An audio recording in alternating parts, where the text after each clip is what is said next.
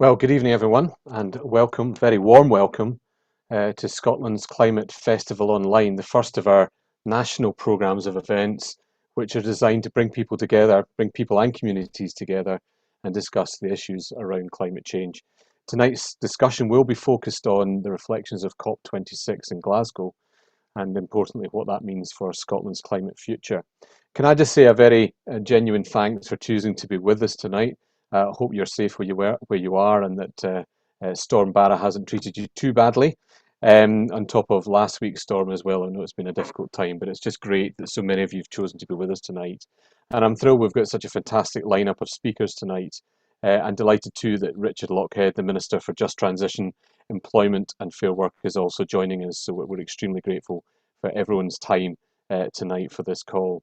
And can also say a huge welcome to many of the Keep Scotland Beautiful trustees who are joining us also tonight. And it's just great to have their support, engagement and enthusiasm as usual. My name is Barry Fisher. I'm going to be your host for the evening, and I have the great privilege of being the Chief Executive of Keep Scotland Beautiful. And it's a privilege because what I know is that so many communities that we work with are deeply engaged in this subject, and our team have a huge privilege in literally working with hundreds of communities right across the country and the real length and breadth of this great country. And all of them, as I know most of you will be, in fact, all of you will be passionately keen to ensure that we develop a clean, green and sustainable Scotland. But we know too that the centre of that just transition is actually how we engage and support all people to get interested and get on board with some of the really interesting and important issues of climate change. But first and foremost, I would like to thank the Scottish Government for their support of this fantastic programme of events, without which, of course, we wouldn't be here tonight, and indeed we wouldn't have the programme of activities coming up. And I think it's important to state that we have this national programme of events, of which this is the first, and we're looking forward to many more in the new year, and hopefully some of those will be in person too. But the community groups can still register to gain access to support and advice that we can offer, and indeed some seed funding to get their own local events up and running. So please do visit our website for more information in that space. So on to tonight. We are really hoping to have quite a participatory session. We know we're delighted that over 100 of you have joined us tonight, but we really hope you will get engaged in the chat function. So please, if you've got comments and questions that arise, please put those into the chat box as we go along. The Keep Beautiful Scotland team will be monitoring that, and they'll be helping us to pose questions to the panel at that point in the show. But I think the other point is, if there is jargon, if there is things that you haven't heard before or phrases, I think it's really good that we just have that opportunity to ask what that was. And I think that's actually a really important part of the discussion and the effort of the Climate Festivals Online is using language that actually is accessible. So please don't be afraid to ask those questions to make sure that everyone's on the same page, and we'll be delighted to help you out as much as we can. Please do introduce yourself online, and if you want to swap your email addresses, I'm sure that'll be really helpful for everyone. It's just great to have your participation tonight. So without too much more from me, I'm going to be absolutely delighted now to introduce our panel speakers for tonight. So first up is Zarina Ahmed. And Zarina has worked in the environmental sector for over 10 years, and with the aim of changing the landscape to include ethnic minority voices. She's worked with many environmental organisations in Scotland to address diversity and equalities and deliver training on climate change topics, from food security, climate literacy to ecofeminism. Without me going through all of her fantastic achievements, I think it's only right that we offer Zarina the opportunity to describe the things that she's passionate about in this space too. Zarina. Hi Barry, and hi everyone. Thank you for having me on. It's a privilege to be here tonight, and I look forward to the conversation that we'll be having tonight, especially with Matt. So I'm so excited to hear from him and also from Cassie. So myself, like you said, I've been working with communities across Scotland on climate change, helping them to think about what kind of activities they could do, what kind of projects they can develop. And it actually really started from a point where I used to myself work on a climate challenge funded project and worked and used to manage a project in East Ayrshire. And what I found was that the whole landscape was very white. It wasn't very diverse at all. And there was a few incidents that made me, sit up and think about like the diversity of it. I naively thought that we lived in a world where there wasn't very much racism. And then when these incidents happened one after another, it made me actually sit up and think, oh, we've still got a long way to go, especially within the environmental sector. So that was probably my starting point. And then the next key thing that I'd like to bring up is the fact that that when we spoke to Scottish Government about the lack of diversity within the Climate Challenge Fund, there was this perception that ethnic minorities don't engage on climate change. They don't want to engage on climate change. They have other priorities. So that was a bit of a red rag to a bull to me. And I was thinking, well, surely that can't be right. So we did a bit of work with Scottish Government. And then through that, we had a partnership, we as in Sevenfold Scotland, who was the organisation I used to work for at the time, built up a partnership with Keep Scotland Beautiful to engage ethnic minorities. Now, this job that I had, this like role that was created for me to come into and work with ethnic minorities, was supposed to be a really difficult, hard sell job, because I was working with marginalised, underrepresented people that weren't engaged, that didn't want to know about climate change. However, it was the easiest job I've ever had. And it was the easiest job for two reasons. One was that climate change wasn't abstract. It wasn't an abstract subject. Yes, the terminology and the jargon might not be accessible. However, but when I spoke to these communities that had connections to different parts of the world, climate change was real. It was impacting their families, impacting their home countries. And so there was this urgency, this recognition of what climate change was, which made it easy. And then the second thing was that I worked with a lot of communities of interest. And when we work with communities of interest, it means that they're not a geographical community, but they come together around something that they have in common. So it could be their culture, their language, or their religion, or their faith. And so then that was another inroad that I used, was then to have a look about what faith says around responsibility to the environment, and what it says about stewardship to the land, and all the different actions that we as human beings can do. So that was an easy road in to start having those conversations around climate change. So that was what I did for a number of years. And through that work, I also set up the ethnic minority environmental sector. And again, that was to increase diversity within the sector, and also to have better representation, and recognizing that if I'm in a group, if I'm sitting around a table with decision makers, I cannot represent the diversity within diversity. So it was to increase that diversity. And now I left all that. I've left all that behind me to actually go back to university and do a PhD. And I'm thinking, oh my God, why did I do this? Because I'm really struggling. So yes, I'm doing a PhD at the moment, looking at sustainability practices of BME communities. So that's what I do now. Serena, thanks, and good luck with the PhD. I love the thought. I need it. Absolutely love the thought of studying again, but yes, not quite in the same place. So I'll follow that with great interest. Serena, thanks for that, and I think it's really important, that kind of concept of what is a community, and of course they're not just geographic, and I'm sure you've already brought it out tonight. So a very important part of the discussion going forward. So thanks for that. Delighted now to introduce Casey Rayner. Casey Rayner is the climate change lead at Royal London, and advocates for financial institutions' better understanding of their role to the transition to a low carbon economy. Before joining Royal London, she led the implementation of a responsible investment framework for Scottish widows, one of the UK's largest defined contribution pension providers. Casey is a member of the Edinburgh Climate Commission and was an expert advisor at the recent Scottish Climate Assembly, and is a fellow of the Royal Society of Arts. Casey, thanks for joining us today. Thank you so much for having me. And it was lovely to hear your story, Zarina. It's really interesting to hear the different perspectives that I don't get to hear in my day-to-day working life. And it's great to be here this evening. So maybe by way of trying to live up to the high standard that you've set for your introduction, a little bit of background about me. So I've predominantly worked in financial services and mostly in the investment world. So looking at how do we invest either customers' monies or large institutional monies. And I was very much focused on the technical aspects of investment until probably around 2010. And I think having children opens your eyes to a different view on the world. And the word that I wrote down as you were speaking, Zarina, was the word stewardship. And I think it really focuses your attention instead of, as you might do in your 20s, on your hedonistic enjoyment of life, on the kind of future you're going to leave your children.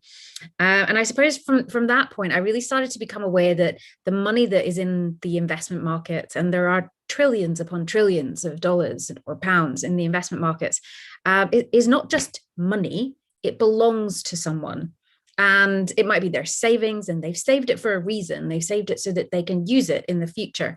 And so this kind of abstract concept of money started to have a really practical sense about it. And I suppose that's when I started thinking about how do I get much more involved in sustainability and climate change. And it was really the kind of dramatic failure at Copenhagen to realize that we needed to do something substantial, combined with the global financial crash, that set me on my mission to return to Edinburgh. So I was in Australia at the time, return to Edinburgh and really focus on climate change and sustainability. And so that's what I've done for the last 10-ish years. Let's not count 2020. I feel like that one didn't count. Really helping financial institutions understand what climate change is. Why is it something that they need to think about? And then now we're kind of getting into that stage of, great, now you understand it is a thing and that you need to do something about it. So what exactly are you going to do about it? And that's really where we are now. And I guess it's all with that driving desire to be able to look my children in the eyes as they grow older. And even if what I do has no impact at all, at least to be able to say that I tried. And I think with this huge crisis confronting us, sometimes it can feel like you're shouting into the void, but it needs all of us to mobilize. So that is really one of the big motivating forces for me, and really looking forward to the questions that we receive from all of those that have dialed in. Casey, thanks for that, and appreciate your input there. And yes, grappling with, I've got two daughters, one of which really does, care about things to do with the environment. The other one, not so much. So we have to keep on track of some of those things. They're trying to encourage her to engage. So, and there is a challenge there, I think, in terms of, I think actually Zarina touched on it, is how we engage particular different parts of community, even though they might, two girls of similar age, actually, I think the different motivations need to come from different places. So it's a really interesting area. So thanks, Casey. Delighted now to introduce Dr. Matt Winning. Matt is a comedian and environmental economist working at the UCL Institute of Sustainable Resources. Matt hosts the podcast Operation Earth and hosts a Radio 4 show with Mark Watson. Matt has toured around the UK with his comedy lectures, which have sold out and received critical acclaim. He performs his climate change comedy at various festivals and events, and has written for several newspapers, including The Guardian, The Scotsman, and The Sunday Post. Matt, it's great to have you here.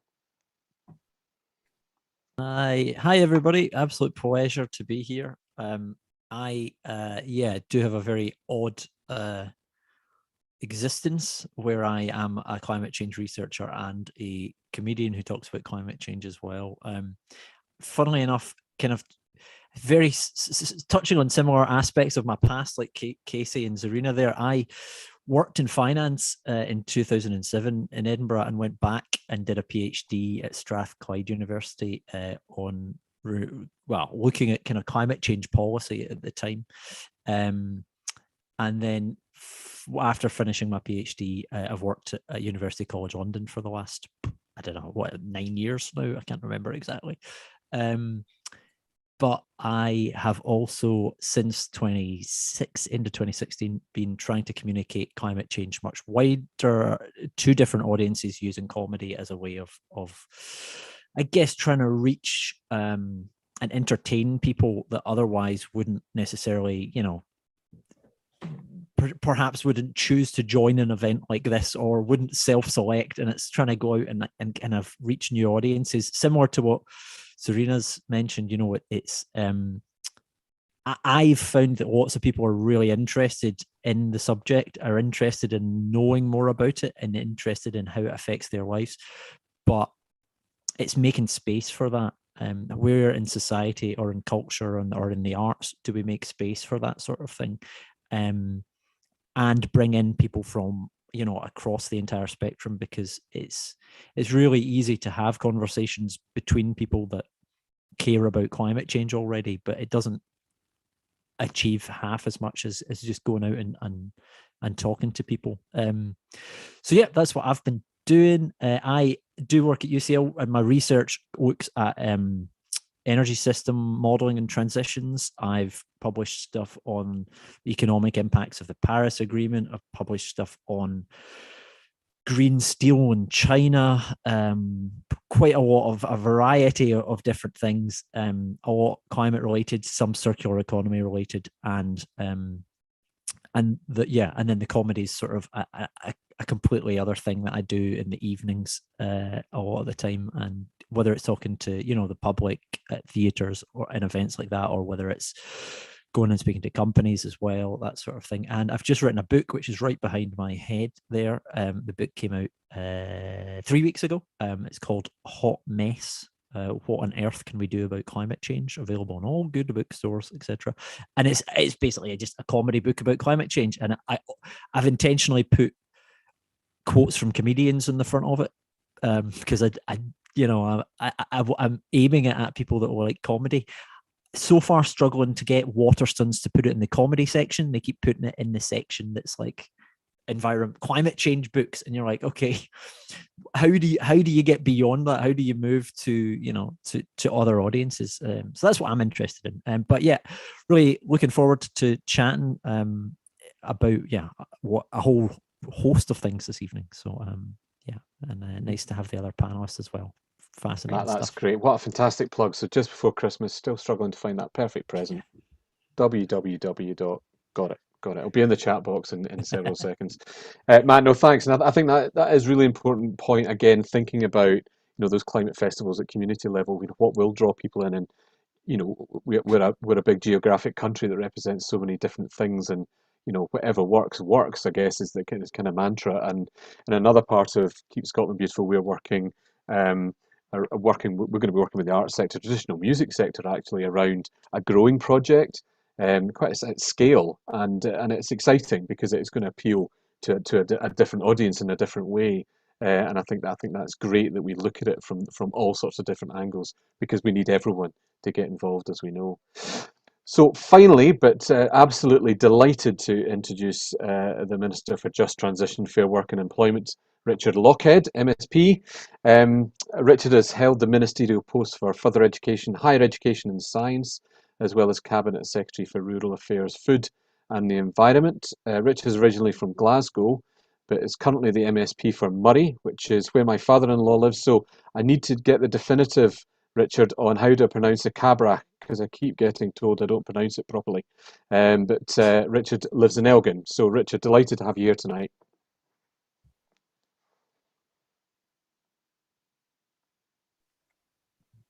Hello. Hi. You can hear me okay, can you? Loud and clear. Good. So you can hear me say the Cabrach very loudly and clearly, can you? The Cabrach. Thank you. Yes, the home of Scotch whisky, where it was all supposed to start, and the days of the smugglers and all the rest of it. You can still go up and see the old bothies there where they used to hide from the customs officials. Worth a visit. It's right on the border between Murray and Aberdeenshire. But anyway, nice to see you, and I've been MSP for Murray since 2006. So whisky's close to my heart, but I won't talk about that just now. Although they did produce a special bottle for COP26 when I was there. So thank you very much for the invitation to come along and to take part tonight.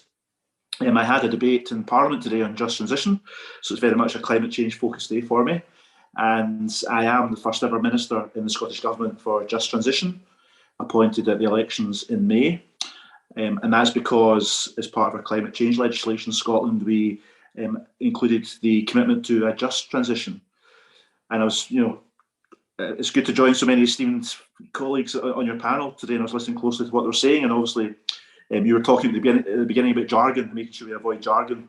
So I spent a lot of time trying to raise the profile of just transition and what it means and what it's all about.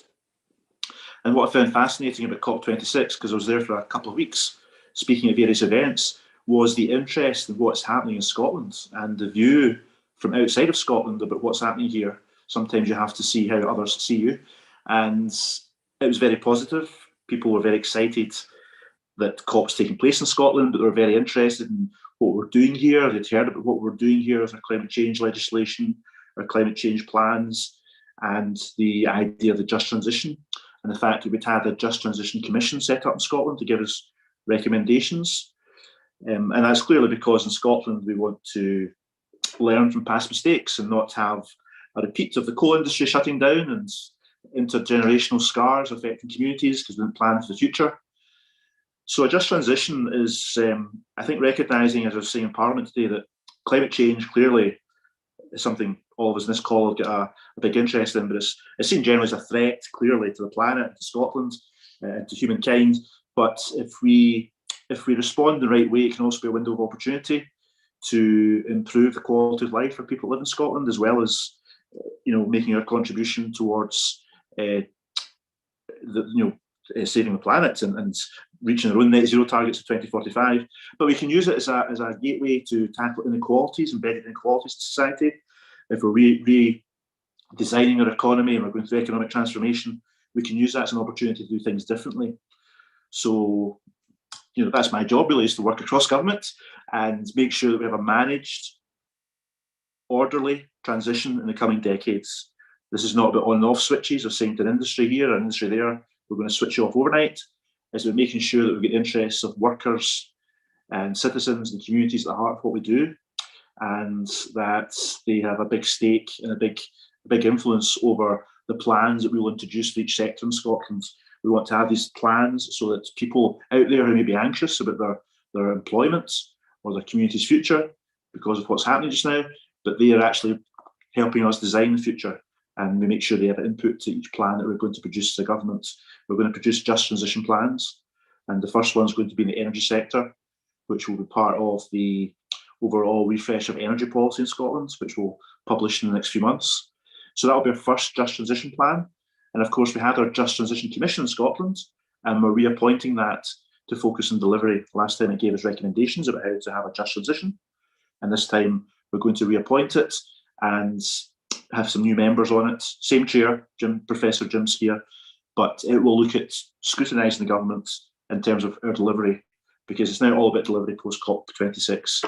COP26 was a mixed bag, but it has kept the prospect of 1.5 degrees open, and if all the governments come back next year with further proposals like they're supposed to do, as well as taking forward some of the agreements we made at COP26, then hopefully COP26 will have shown to change the dial. But in terms of Scotland, I think the Climate Festival you're part of, this event, we have to find ways of having a bottom-up approach and involving 5.4 million people in Scotland in the just transition, and all the steps that we can take to achieve our net zero targets, which is a big challenge because we don't want people to think this is just about governments and just about big business or NGOs. We want everyone in Scotland to think it's about them and their family and their own future and what they can do and how they can have their voice heard. So we need that bottom-up approach as much as the leadership from government and the rest of us involved in this debate. It's got to be involving every citizen. So that's a big challenge, I think, going forward. So anyway, that's just a quick overview. The Just Transition's taking off, and Scotland's got a bit of a name for itself in terms of promoting the Just Transition, but of course it's just now the hard work begins. Richard, thanks for that, and thanks for the lesson on the Cabrach. I shall practice it earnestly next time I see my father-in-law. But no, I think these are really important points. There's something thinking about actually young people, how another part of what we do at Keep Scotland Beautiful is working with partners, thinking about how we engage with young people, perhaps a bit more positively about the future that actually, as you touch upon, Richard, could actually be really exciting. And I think for many of them, we know that climate anxiety is an issue, but if we can engage with them positively and help them see what exciting opportunities potentially lie ahead, I think we can probably do, engage them and make them feel very much part of a positive future. So just one point there, and I think it's really important. But you touched on COP, and I guess the title of the session really is about just doing some reflection on COP, and you've touched on that there. I wonder if I come back to you, Zarina, just to give your sense of maybe some of your highs and lows and just reflections on how you think it went. Oh God, right, okay, so where do I start? Right, thinking about Glasgow, right, so just thinking about the city of Glasgow. I was on a panel and I was surprised by one of the panel members whom I think they were from either Sweden or Denmark, right, and they made a comment about Glasgow being a very green city, right, and I'm sitting on this stage with this panelist thinking, what is she talking about?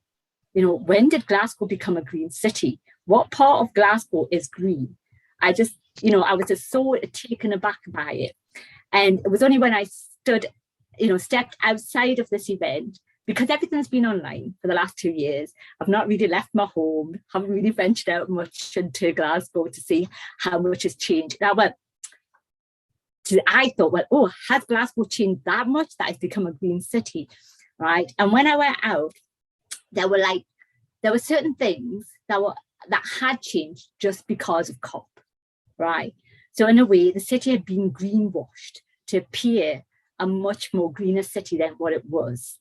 Now, for me, that was alarming, right? And I know that, you could look at it in a different way and you could think about it more in a more positive way, that these are the initial first steps of making a city greener. And it needs an impetus like COP26 to do this.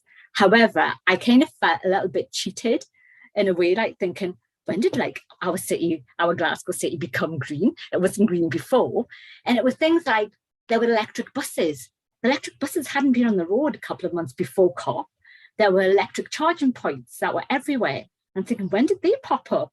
And it was all these little things that hadn't been there before that were there now. And I worry about it because I'm just thinking, was this just for COP, or is this a long-term strategy? Is this part of a long-term strategy to make Glasgow greener? So I suppose that's my starting point. And then thinking about then what was coming out of COP, and I felt a total blanket of dismay come over me because everything just appeared to be greenwashing, that there were so many people that were involved, so many people, so many organizations, so many institutes that were never really environmental institutes, that were now presenting themselves as being these green institutes, these green industry. And again, am I being cynical here? Am I being too hard and too harsh?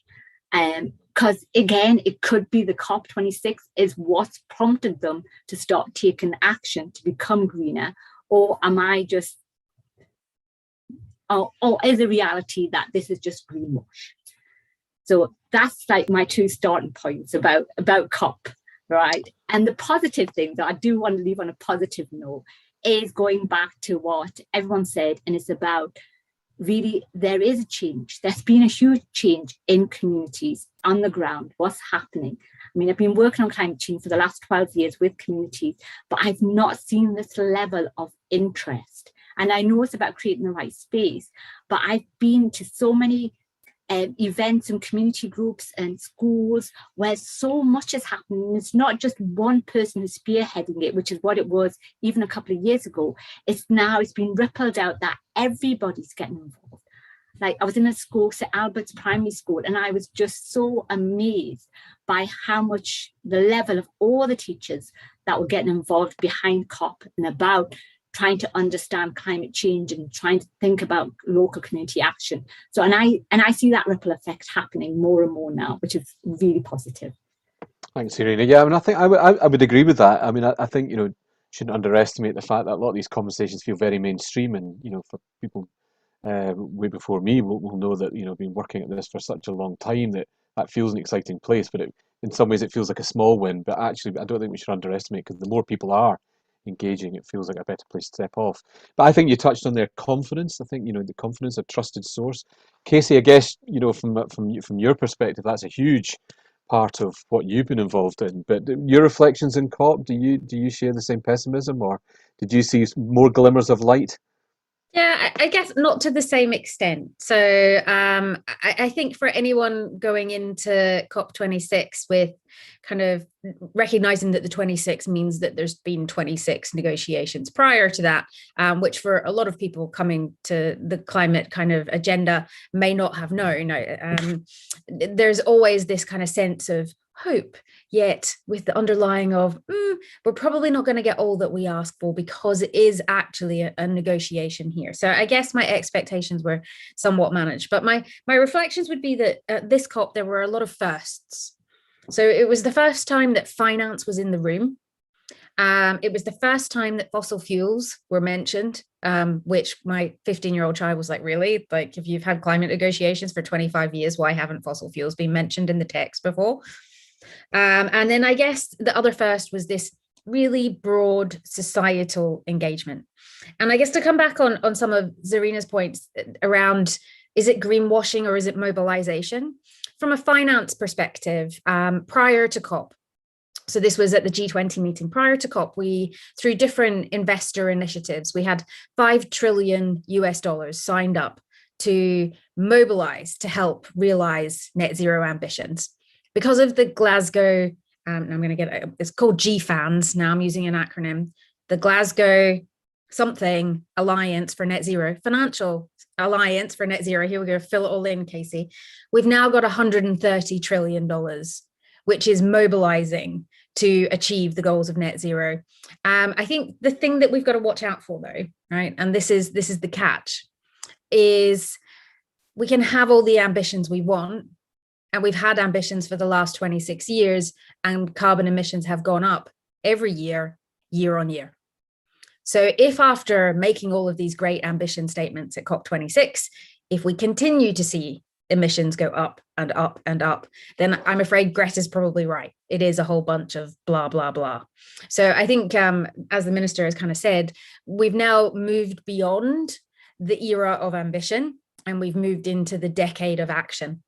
And I think that's really actually quite hard for some of us who have been activists for a long time, whether you're an activist in financial services or an activist in the community. It's a different skill set. So I feel like I've been banging on the door, kind of trying to make the case for climate change. And I've been pushing so hard on the door that when it's unexpectedly opened, I've kind of gone through the door and fallen flat on my face.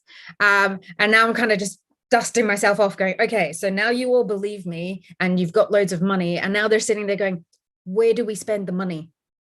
And so it's a different skill set of how do we move from to happen into telling a different story about how we mobilize and make things different. And I think that is where it comes down to community, because it's not going to happen in this kind of stratospheric theoretical space.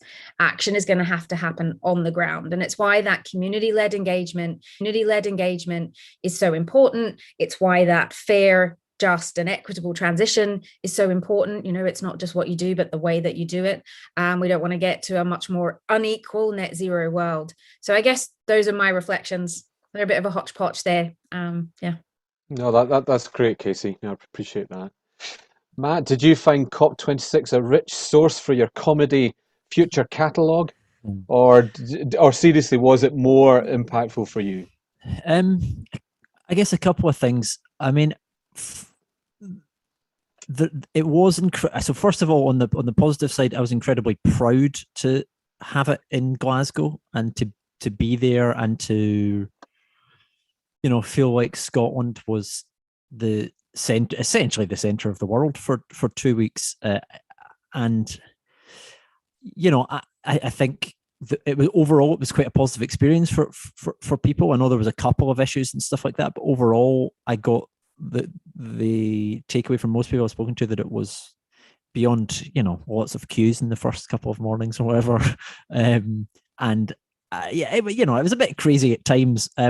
I not from I wouldn't say it's a negative perspective. I found it, so I've been going to the Edinburgh Festival for over a decade now, every year, and I found that was my first COP. I felt like I was attending the Edinburgh Fringe for the first time, because it was so overwhelming, and there were similarities in terms of, you know, landlords ripping people off and some of the negative stuff that goes with it. Lots of, you know, instead of comedians putting up big posters of themselves, it was certain countries putting up big things saying that they were doing lots of. So there was a lot, you know, there's a lot of greenwashing, but I think that happens in any industry. There's sort of a lot of that. But overall, I thought it was, from a practical point, you know, I thought it was it's quite successful.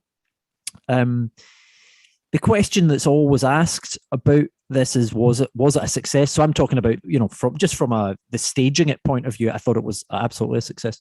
In terms of what came out of it, I think there were. So from a high level perspective, what I always say is it really depends on who you are. So at an aggregate level, globally, I think COP26 was a success. I think it's the first time that we've sort of potentially been within touching distance of 2 degrees, essentially, from the if commitments happen. Now, I realise that there's a massive difference in terms of actually, as Casey was saying, you know, putting the policies in place and making this a decade of action to actually achieve that. You know, I think for the first time we had business and civil society ahead of where governments, a lot of global governments are. So I think that was positive. There were lots of smaller things. I think the announcement of the sectoral breakthroughs was really important. It's something I've been banging on about for years, is that, you know, there's a lot of industries, heavy industries and transport and other things that were never going to get solved by countries not working together on them. So we needed, you know, steel, and we needed other, you know, heavy industries to actually globally come together. And I think this is the first time we've seen something along those lines. I think it's the first time that loss and damage has sort of been at the forefront of what was being talked about, certainly regularly. And obviously the Scottish government did commit some money to that, which is, you know, not formally part of it, I don't think, but it's, again, hopefully, I think this next decade's there's gonna be a lot more on that, and about responsibility for what the warming we've already experienced, because we're both trying to stop further climate change and deal with the climate change we've already caused. I don't think people quite realise that we've already caused a degree of warming, and therefore, you know, there's already a lot of things happening that people are having to deal with. And that comes to the point where I think at an aggregate level, globally, you know, if you summed up everyone on the planet, yes, it was probably good. But, you know, if you are from a low-lying island nation, it's still that COP26 is still a disaster for you, because, you know, it's not protecting, you know, the future of your society and your communities. And, you know, again, it's a lot of the poorer parts of the world that are going to be more affected. I know we've said that, but they're already being affected, and, you know, with the commitments that are in place, they're not going to be protected. So we're at a level, I think we're on a path or going towards a path. I'm not saying we're on a path, absolutely not yet, but I think we will move towards a path that I wasn't sure whether we would move towards even 5 years ago. But that's still not enough to protect everybody, and you have to be really upfront about that and still address that, and not pretend like everything's fine and that, you know, great, we've had a great agreement. It was positive, but, you know, there's still massive elements, and you know, that the just transition, I think it'll be really interesting to talk a bit further about that. But, you know, what we've got in Scotland is going to be difficult. But it's going to be even more difficult in lots of other places across the world. So, you know, hopefully we can help show the way of, you know, how to begin to do some of that stuff. Thanks, Matt. I mean, I think from my perspective, you know, my overriding memory, I think, or stuck in my brain, I think, is that celebration of what an incredible sea of humanity in Glasgow city centre, and bus stops and central stations, and, you know, I share that pride, you know, and it was great that everyone was there. But yeah, I mean, moving to the point that, you know, why were particularly so many disadvantaged communities globally there was, because the impact on them will be so much greater. Richard, an opportunity obviously for you for a personal reflection on COP, but maybe moving into that space about, clearly it was a global event talking about global commitments, but how do we bridge that global to the local, and how do we make sure that the local seems important?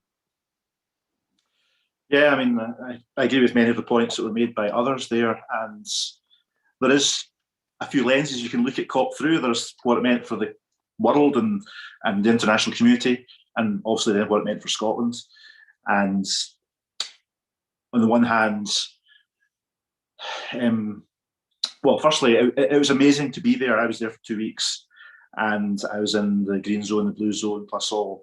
It's like someone said earlier on, it was like the Edinburgh Festival, the festival, and then the Fringe Festival. I spent 2/3 of my time at the Fringe Festival, and I spent 1/3 of my time at the actual festival, because there was a lot of interest in Scotland, and a lot of Scottish ministers, particularly 2 or 3 of us that are closest aligned to the agenda there, like Just Transition, were invited to participate in lots of panels and meetings and deliver speeches.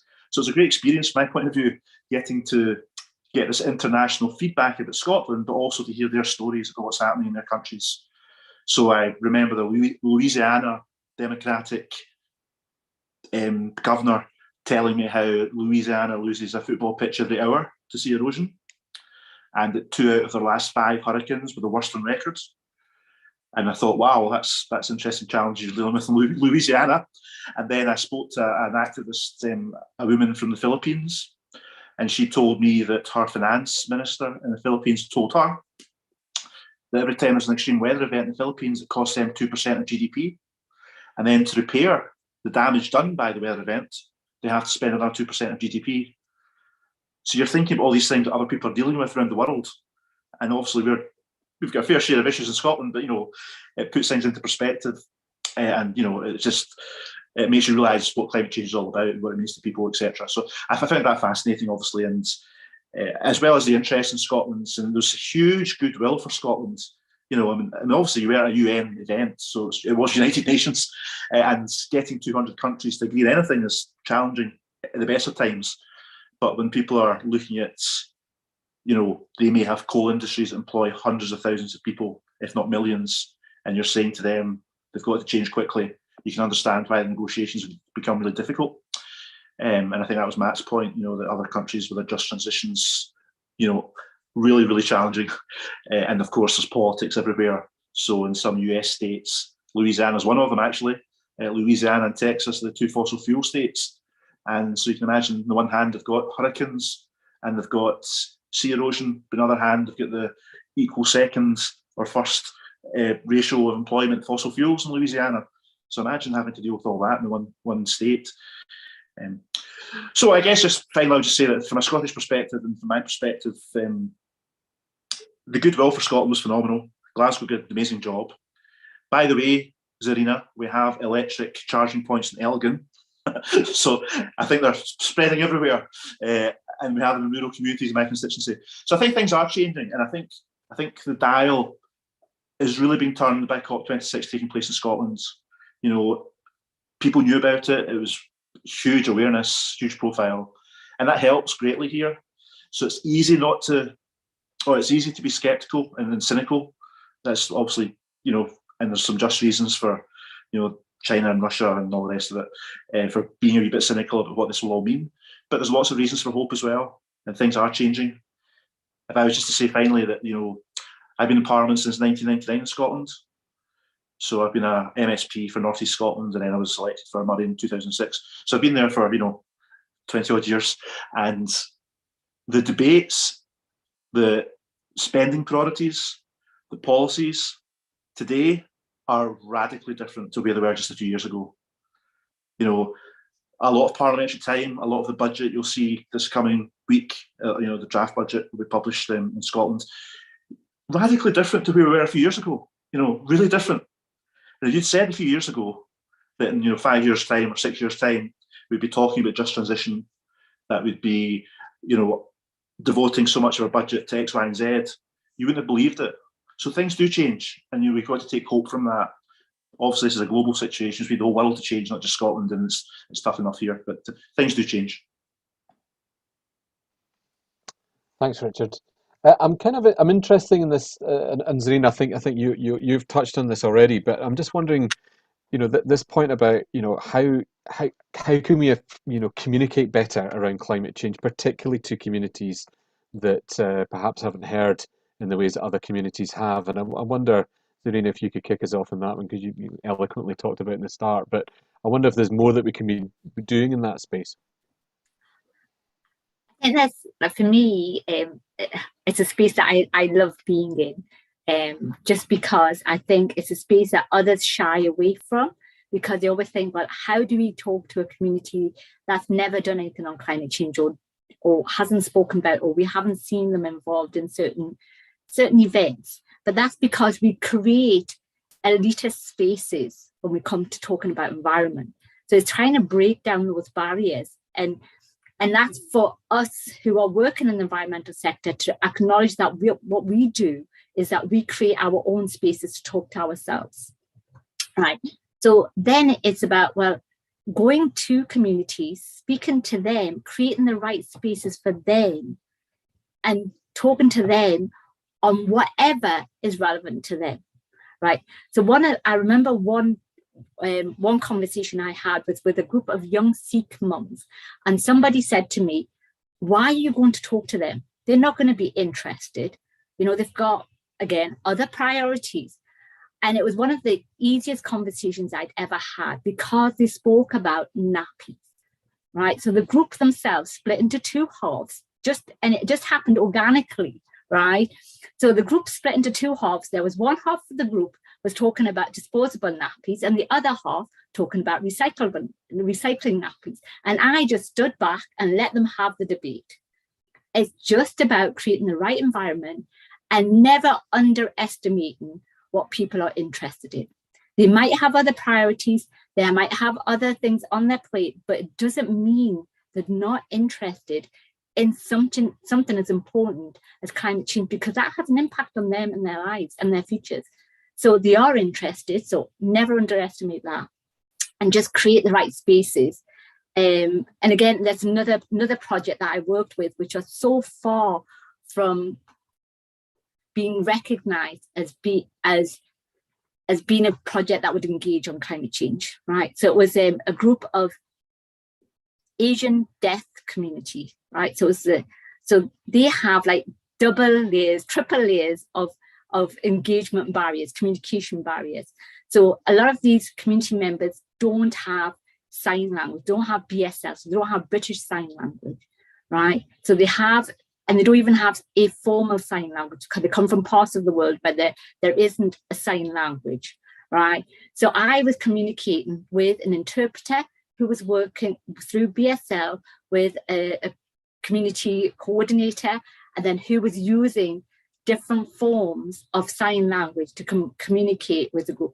But it was one of the best jobs I've had, because this group of people were just so engaged and was so passionate about change and wanting change. And their question to me again and again is, why aren't we doing more? And the we was society and government. And it kept coming up again and again. If we know this, if the world knows all these issues, why aren't we doing anything? And for me, it was just creating the right spaces. Thanks, Serena. That was great. I watched something online yesterday from our colleagues at Keep Wales Tidy, and they were working with Afghan refugees in Cardiff, doing some amazing activity.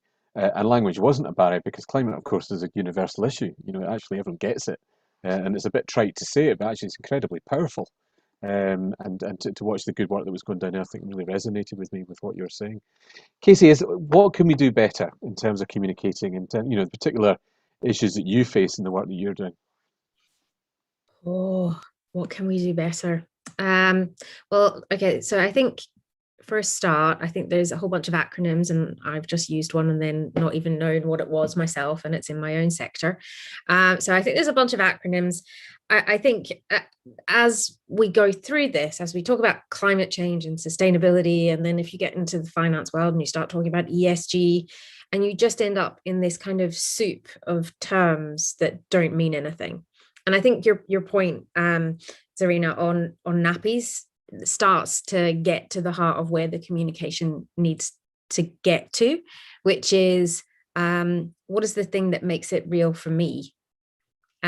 So, for example, because we're a financial institution that is member owned, where I work at the moment, Royal London, they go out and do research with their members. And if you talk to them about climate change, and they're like, no, so not as much engagement. But if you talk to them about things that they're passionate about, what about recycling? What about active transport? What about pollution in the sea? All of these things that have a face and a name, they can start to engage with.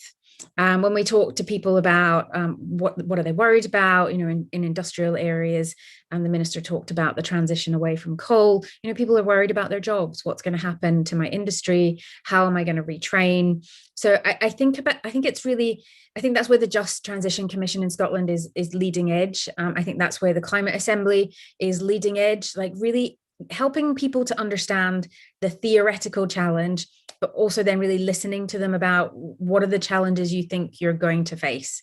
I think that helps break down the communications problem.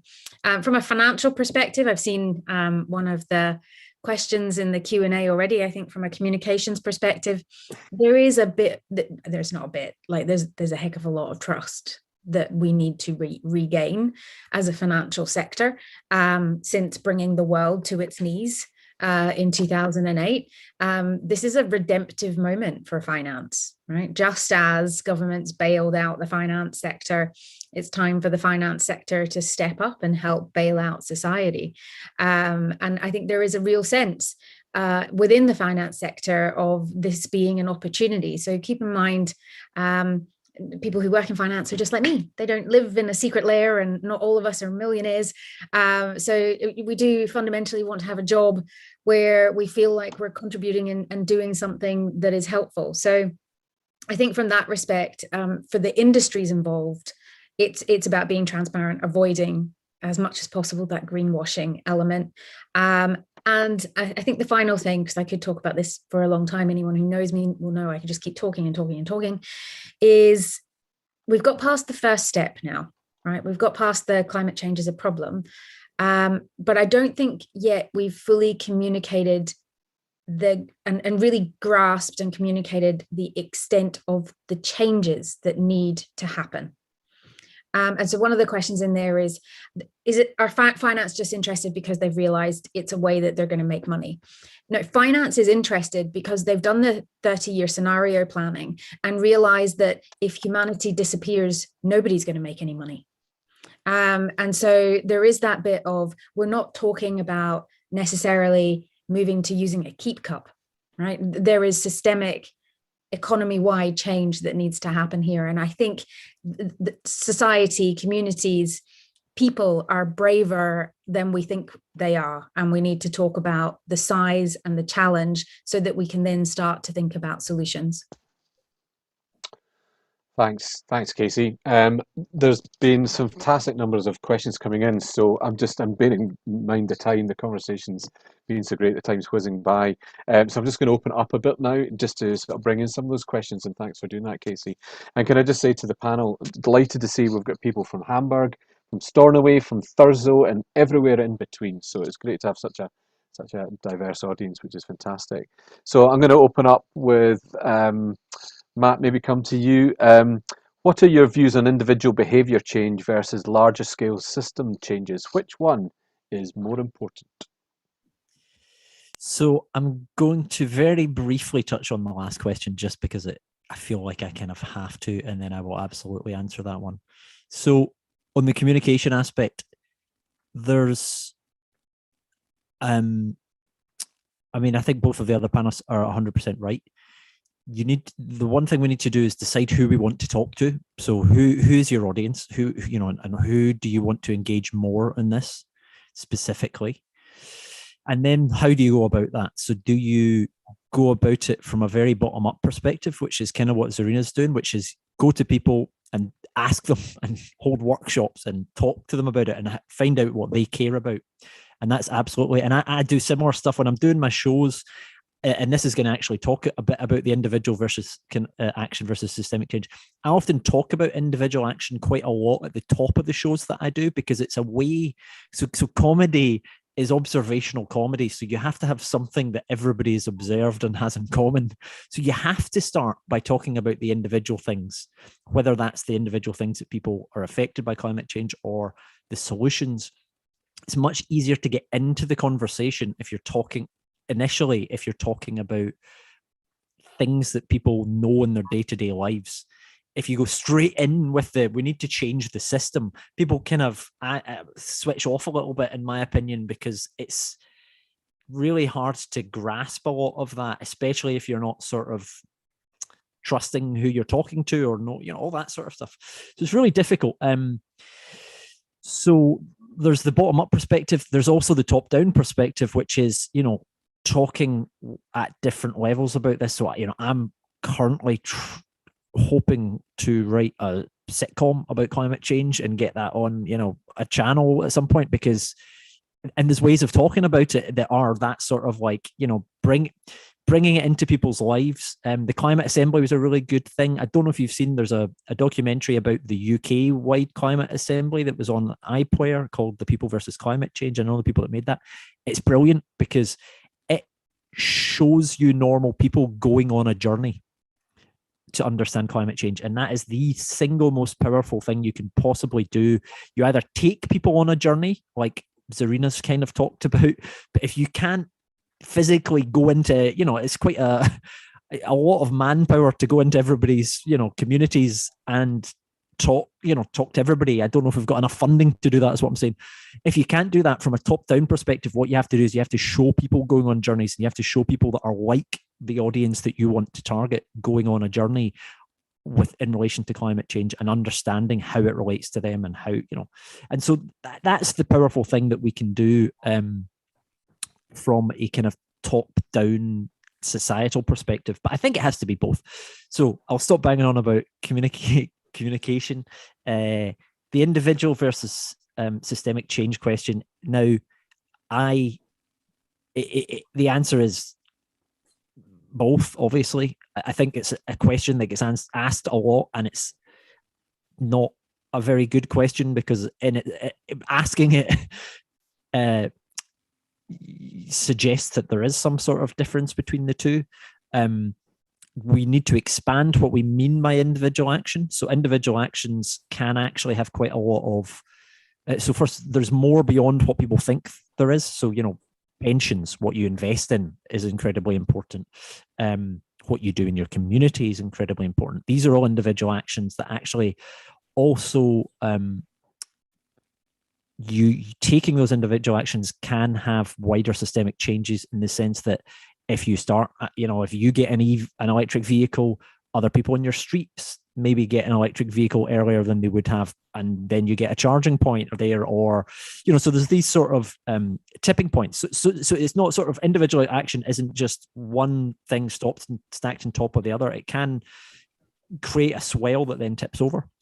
But at the same time, absolutely, the time that we have to change things cannot be done by individuals or even individual companies. It needs to be groups. It needs to be, industries like finance, or it needs to be industries like, heavy industry or transport. And it needs to have really, really strong government leadership to create the systemic change, because a lot of those systems are, essentially controlled through the laws that we pass. And the budgets that are held at that level. And government plays an important role because of the time that's involved. We can't let markets just deal with this. If we do that, markets haven't moved quickly enough over the last 30 years, even though we've known what the science is. So as much as, I think that finance will play a massive role, and we need to, in the UK level, I think it's scaling up finance about 5 times green finance over the next decade, and I imagine it's very similar at a Scottish level.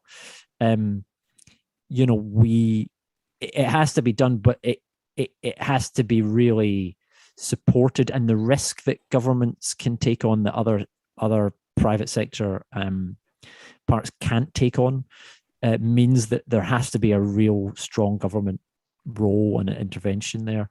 The missing part of it, so I think someone else is saying it's both. Absolutely, it is. So it's Casey that's saying it. So it's both those things, and it's also what's in between. So it's often, again, it's often these extremes of systemic change versus individual action. You know, it's like, yeah, and I think I said that. Actually, it's something I tweeted very quickly after COP26 was people think all climate change, or, you know, all climate action is meaningless, whether it's recycling a tin can or whether it's COP26. Someone will say it's a waste of time. The answer is none of it is a waste of time. The answer is every single thing that happens is absolutely as important as it possibly can be, because time is not on our side to decide what is and isn't important. And the missing thing, and for me, is community in the middle of those two things. So you've got individual change, you've got systemic change, and actually in the middle of that, communities are where those two things coalesce.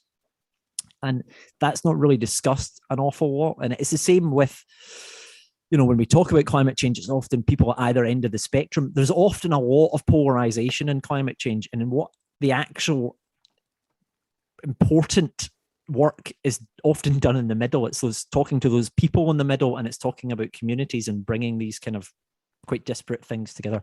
So yeah, sorry, I can get quite animated and overexcited about all of this, but hopefully that's sort of an answer. No, Matt, thanks. And I think that's right. I mean, you know, as I said before, you know, Keep Scotland Beautiful, we're really passionate about the role of community, you know, and that the power of community. We believe in community to shift enormously. And I think some of the work that we're doing, you know, around some of the growing projects in some of our most disadvantaged communities is extraordinary. Not necessarily leading with climate change, because they want to feed their fellow citizens and show them that good food can make a difference to their health. But it's all part of the same, you know, positive continuum that leads to great outcomes. And I don't think we should lose sight of that. Zarina, I know you're bursting to get in, so I'm just going to allow you to say a few words. Yeah, I was just to add on to what Matt was saying, and it was like both to kind of link with like communication, and also to link with whose responsibility is it, who should take the action, and what's missing, just as Matt said, was the middle bit. But the middle bit is important, because what we need from both the top down and the bottom up is a vision. We need this joint vision. This is what we don't have. We don't have a vision of what a just sustainable society could look like. We don't have a vision of what just transition is. So it's really difficult for that individual action to happen when you don't know what you're working towards. You know, you're working towards bringing carbon emissions down, but what does that mean? It's so abstract. It's very difficult. So we need that political, just like Casey said, that we need that leadership to help create that vision. And that vision doesn't come from the leaders, it does come from everyone. And that everyone has to be that holistic approach, where we're talking about people that are involved in finance, people that are involved in industry, people that are involved in research. It has to be a very joint approach, because this is a vision for all of us. Well, what does an alternative world where we're all working for a fairer, more sustainable world actually look like? Not just little silos and little pockets of what just transition is, but actually, what could that world look like? Zarina, thanks for that. Lots to get through in the short time we've got. Richard, can I come to you? I don't know if you move on the questions and answers, but I think the one that there's been a few for you, but I think the one that leads neatly on is from David Greenleagues. What financial capacity does the Scottish Government have to make meaningful change in insulating people's homes, installing district heating systems, etc.? I'm sure that's part of your thinking around the just transition. Yeah, good question. I wish I had a good answer to that, or a quick answer. So, in terms of simplifying this debate, which many of us have touched upon, I'm trying to convey that the just transition is, in most people's language, about two key things. One is jobs, and secondly, who's going to pay for getting to net zero, and is that going to cost any particular part of our society a disproportionate amount of money, which we don't want. We don't want that to happen, but that's the question people ask. These two sort of areas. So if you are going to simplify the just transition issue and concept down to two things, that would do two things. And it does beg the question is who's going to pay for all of this, because people will have to pay to a certain extent. If you own a house and you own a car, you're going to have to adapt what you pay for and how you pay for it in the years ahead. But in terms of home or decarbonising heating in homes, which I think the question was about, we estimate that's going to cost £30 billion between now and 2030. It's a lot of money, £30 billion. We are pledged as a government, which is a lot of money, but you'll put this into context, £1.8 billion over 5 years this parliamentary term. So it doesn't take a genius to work out that leaves, £28.5 billion. So that's a big question: is how's that going to be financed? And as I said, that's a big question which all governments are facing, and we're facing it, and the UK government's facing it because they're responsible for quite a lot of regulation over energy and these sort of issues. So it's going to be a combination of the market paying for it, people paying for it, governments paying for it, But what we have to do as a government is look out for the public interest, which means that we're not going to allow a disproportionate burden put in any part of society, particularly people in low incomes who could see their fuel bills rocketing. And it's the opposite we want, isn't it? We want to tackle fuel poverty through economic transformation and changing our energy profile as a country. We want to tackle fuel poverty through that, which there's an opportunity to do. So I'm afraid I didn't catch the name if you asked the question. There's no simple answer yet. This is a between now and 2045 journey with a big target of 75% reduction by 2030. And so, there's a lot of work to be done in the just transition. The work we're doing in Scotland is about finding some of those answers. In 2021, we don't have all the answers. No one's got the answers, but we know what we have to do, and we're trying to find the answers. So that's why we're planning in Scotland. We're trying to plan these things so we can, work out we want to go in an orderly fashion, plan to get there, not let suddenly bills rocket or any other big issue hits in the face, which can be bad for everyone. Because we have to take people with us. If we want to achieve a net zero society, we have to take people with us. And that means they have to feel involved, they have to have a say, and they have to be on board. It's not going to cost them a fortune personally if they can't afford it. So there's no simple answer to that yet. It's a huge work in progress for all governments across the world. Thanks, Richard. So lots of engagement, lots of planning, but I think important to say that an opportunity to engage in these difficult conversations, and potentially maybe you've reflected that in other parts of the world they're not even having those conversations. So events like this I think do provide that platform to start engaging in that. Time is against us. I just wonder if I think we've just got time to maybe just go around the room once again if there's any thoughts and reflections of any of the topics we've covered, and just for the sake of variety I'm going to come to Casey. I wasn't expecting that. No. No, you tricked me there. I'm loving all the engagement in the chat and the Q&A. I think it speaks to the need to connect. So I guess my reflections are, one, please believe that there's people in finance who really want to create a future that's worth living in. We're not all evil, and that we'd really love to help. So reach out to us. That includes you, Minister. So we're passionate about the just transition and the utilities sector, and we represent over 6 million people who are the ultimate beneficiaries. So I think there is that bit, believe that finance really does want to help. And I guess the reflection at the start on this just transition element, we are in a very privileged position. For many countries, the opportunity for a just transition has failed. And for us to now fail to take the action to make our own societies better, I think let's not do that. I guess that was my two reflections. Thanks, Casey. I'll come to you next, Matt. Gratuitous last opportunity to plug the book. Your head's obscuring it. You need to. And any thoughts and reflections on the conversation tonight? Really interesting conversation. I mean, what Richard was talking about there is a good way of summing it up, in the sense that you're talking about jobs, and you're talking about distributional impacts of reaching net zero. Now, you always have to remember there are savings that are being made by making the transition. So there's savings in terms of health, there's going to be savings in terms of transport. always mentioning those things, I think, is really important, because people quite quickly, the idea of climate change happening falls out of people's heads very quickly when you start talking about the costs of things happening. But at the same time, obviously, you know, the money has to come from somewhere. You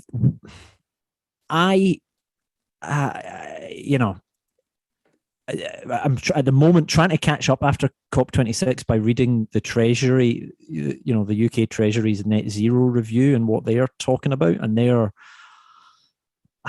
from what I can tell, talking about the fact that climate change is an intergenerational issue, but that they are unwilling to tax future generations or to have higher taxes in the future, which it completely seems at odds to me, in the sense that, you know, this is something that's benefiting everybody going forward, and how the costs of what we need to do over the next, you know,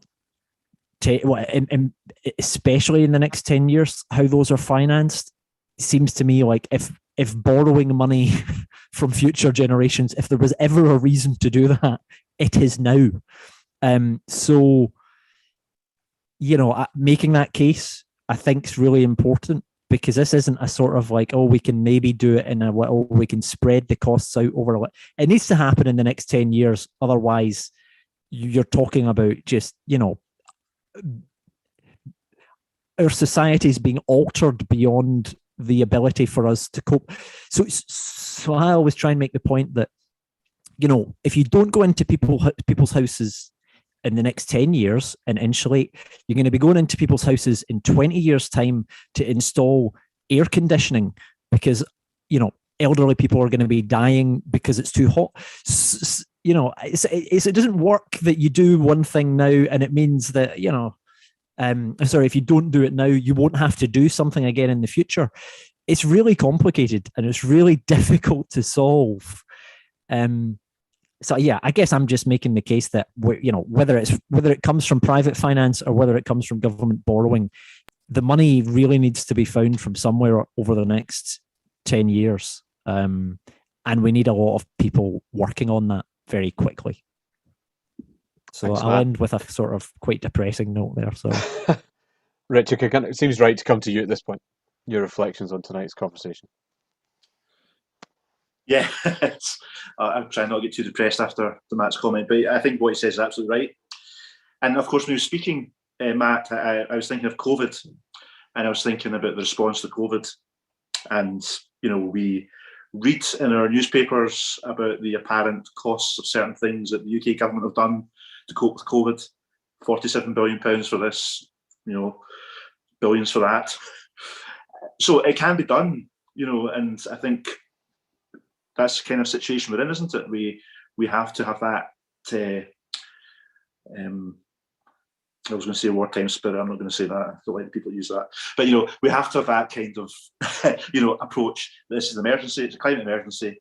If we can do it for COVID and we can suddenly find the resources to deal with the pandemic, which we've all had to do, and we've only got a certain amount of time because the clock's ticking over climate change, then we've got to do the same. So I'm confident we'll find ways and things will happen. I'm just saying that, you know, in 2021, we've got a lot of work to do to find some of these solutions. And it's only going to work with everyone on board, whether it's the financial sector, the oil and gas industry, because of what they're doing to make the transition. You know, we can't exclude people and be too polarised here. We've all got to join up with each other and try and get to where we want to get to and use everyone's expertise. Because whether you are working in the finance sector or whether you work in the oil and gas industry or whatever it is you do, it's your life and it's your family's lives at stake, as well as your planet.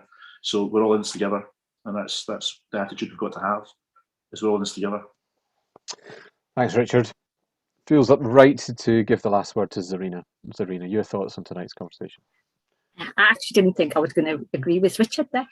He said a lot of what I was going to talk about as well. So first of all, these were my notes before coming on.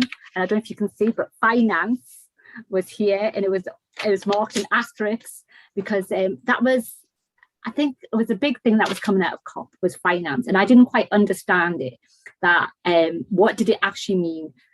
And again, similar to, I think it was David Greenlees, who said, well, is this just another money-making scheme? But it's great to hear Cassie's perspective on it and reassuring us that, there is a commitment for change. So that is really reassuring to hear that.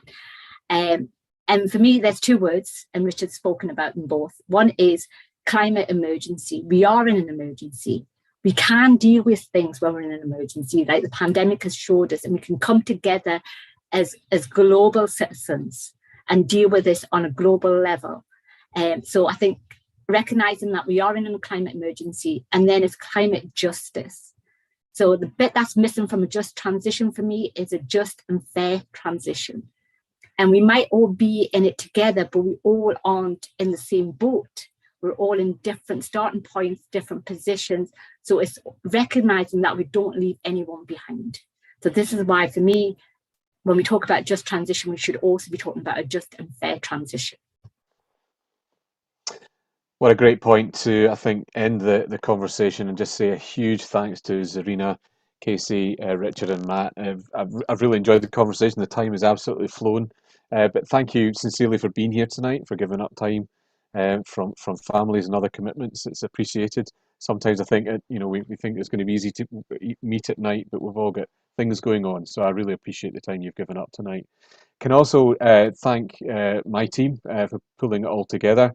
They do fantastic work behind the scenes to hopefully make sure that important voices, both on the screen and indeed from the chat section, are heard. So I'm really, really grateful for them for pulling us all together tonight. Just to let you know, the next event in Scotland's Climate Festival, so grab a pen. I'm talking slowly, so you can grab a pen. 12th of January, 7 to 8:30. The subject is going to be about food, women on the front line, and it'll be a discussion about the role of women in sustainable agriculture in Scotland and around the world. I'm delighted that 12 days later, on the 24th of January, there'll be a screening of a new film, Scotland's Climate Journey, with a Q&A with the filmmakers, and that'll also be between 7 and 8:30, so hope everyone on the call will be able to make those events too.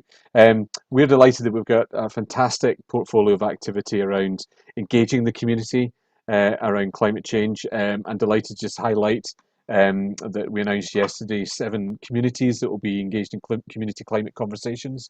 And I think just to sort of leave in that positive spirit, we were absolutely overwhelmed by the number of communities who wanted that resource and that support from the organisation. So I think there is that collective desire from communities, and because that's not just one person, I think that's really fascinating that communities want to come together now and take that action that we've talked about tonight. So exciting times. So thank you particularly everyone who's joined us. All, I think there was about 70 or 80 at one point on the call. Again, thanks for your time and thanks for all the engagement online. There's lots for us to go through there, lots of questions, and I just hope you'll be very much part of this national programme of climate festivals. So all it leaves me to do is wish you very safe coming Christmas holidays and time away from work, and obviously stay safe with the kind of latest COVID situation, and we look forward to working with you in 2022. So thanks everybody and good night.